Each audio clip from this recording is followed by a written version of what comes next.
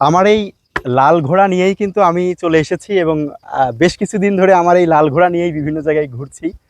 এবং সব থেকে মজার কথা, আজকে চা বাগানে ঘুরতে এসেছি আমার বাইক নিয়ে।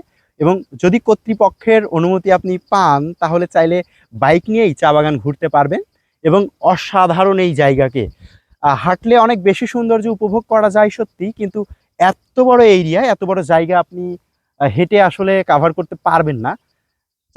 চাইলেই বাইক নিয়ে আপনি এই সৌন্দর্যকে উপভোগ করতে পারেন। এত সুন্দর চা বাগান। এবং এখন ঘড়িতে সময় ঠিক 4টা। খুব সুন্দর একটা আলো পড়ছে এবং ছবিতে অবশ্যই সুন্দর হচ্ছে, এবং আমি ভিডিও করছিলাম তখনও দেখছিলাম ভিডিও অনেক সুন্দর হচ্ছে। সব মিলে এই চা বাগানটা কিন্তু অসাধারণ, দেখতে অসাধারণ। এবং এখানে আপনি একটু হাঁটলে, এখানে বুক ভরে শ্বাস নিলে বুঝতে পারবেন যে কীরকম প্রশান্তি কাজ করছে বুকের মধ্যে। তো আসুন, ঘুরে যান। আর না মন চাইলে ঘুরবেন না। টাটা, ঋষি হাসান।